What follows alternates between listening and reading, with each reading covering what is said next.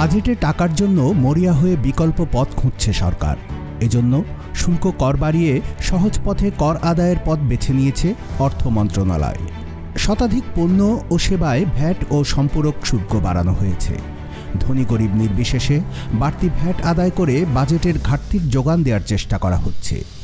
আবার সঞ্চয়পত্রের মুনাফার হার বাড়িয়ে ক্রেতা আকৃষ্ট করার উদ্যোগও নেওয়া হয়েছে, কারণ ব্যাংক খাতের দুর্বল পরিস্থিতির কারণে সেখান থেকে বাড়তি অর্থঋণ নেওয়ার মতো অবস্থা নেই।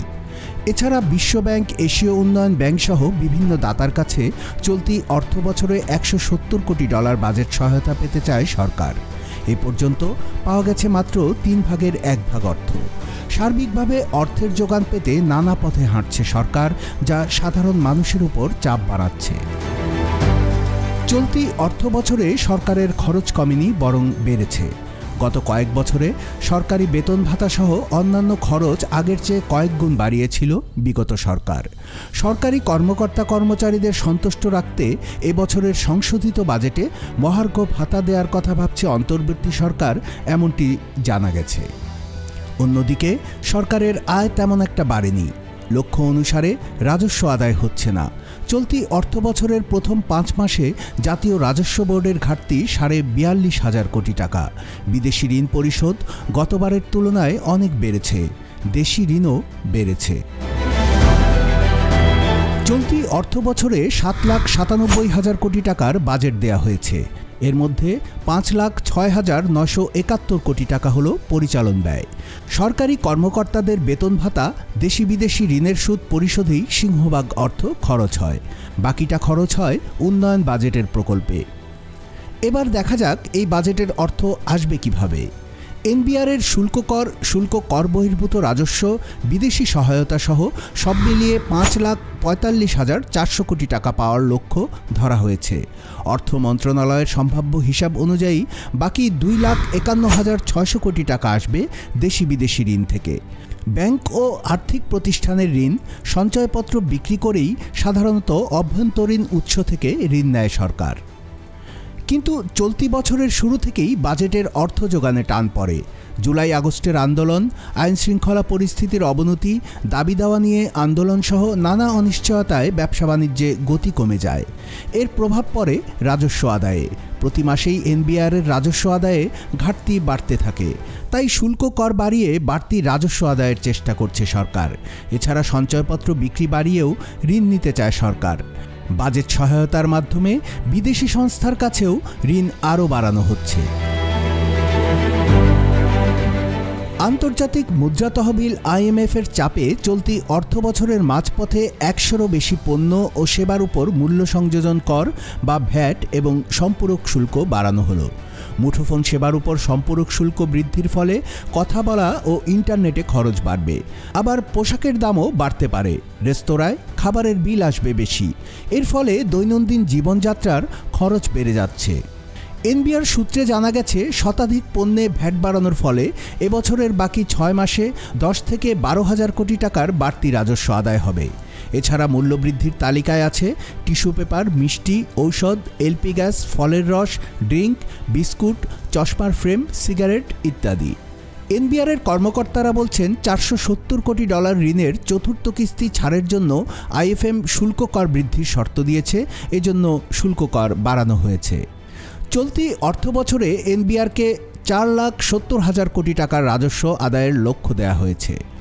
5 মাসে আদায় হয়েছে মাত্র 1,26,777 কোটি টাকা, যা 5 মাসের লক্ষ্যমাত্রার চেয়ে 42,238 কোটি টাকা কম। সঞ্চয়পত্র বিক্রি করে বেশি ঋণ নিতে মুনাফার হার বাড়ানোর উদ্যোগ নিয়েছে সরকার। সঞ্চয়পত্রের ধরন অনুযায়ী এ হার বেড়ে হতে যাচ্ছে 12.25 থেকে 12.55% পর্যন্ত। দেশে সঞ্চয়পত্র বিক্রি উল্লেখযোগ্য পরিমাণে কমে গেছে। চলতি 2024-25 অর্থ বছরের প্রথম 3 মাস অর্থাৎ জুলাই সেপ্টেম্বরে বিক্রি 6,500 কোটি টাকা বা 31% কমেছে। গত অক্টোবর থেকে সঞ্চয়পত্র বিক্রি কমার ধারা অব্যাহত আছে বলে জানা গেছে। চলতি অর্থবছরের শুরু থেকেই প্রতি মাসে যত বিদেশি ঋণ ছাড় হয়েছে, এর বেশি ঋণের সুদাসল পরিশোধ করতে হয়েছে। অর্থনৈতিক সম্পর্ক বিভাগ সূত্রে জানা গেছে, গত জুলাই-নভেম্বর সময়ে $154 কোটি বিদেশি ঋণ এসেছে, আর সরকারকে ঋণ পরিশোধ করতে হয়েছে $171 কোটি। রাজস্ব আদায় সন্তোষজনক না হওয়ায় বাজেটে অর্থের যোগান বাড়াতে এবং রিজার্ভের উপর চাপ কমাতে বিদেশি ঋণের উপর ভরসা রাখতে হচ্ছে। বিশ্বব্যাংক, এডিবি সহ দাতাদের কাছে $170 কোটি বাজেট সহায়তা পেতে চায় সরকার, কিন্তু এখন পর্যন্ত পাওয়া গেছে মাত্র $60 কোটি। এদিকে এডিপির প্রকল্প সহায়তা হিসেবে বিদেশি সংস্থা ও দেশের কাছে ঋণ সহায়তার প্রতিশ্রুতিও মিলছে না। জুলাই-নভেম্বরে মাত্র $52 কোটি প্রতিশ্রুতি মিলেছে, যা গত অর্থবছরের একই সময়ের 10 ভাগের 1 ভাগ।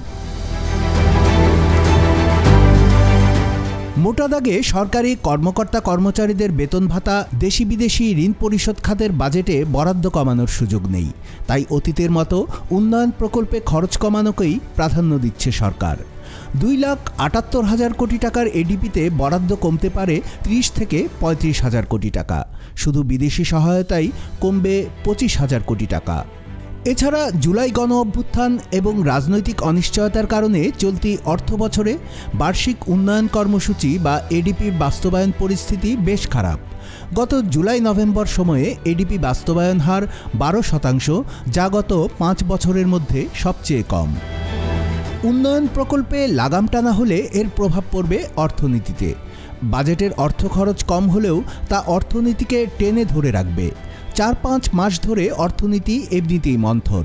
গত জুলাই-সেপ্টেম্বর সময়ে জিডিপি প্রবৃদ্ধি কমে দাঁড়িয়েছে 1.81%। অর্থনীতির প্রবৃদ্ধির এত সংকোচন কোভিডের সময়ও হয়নি।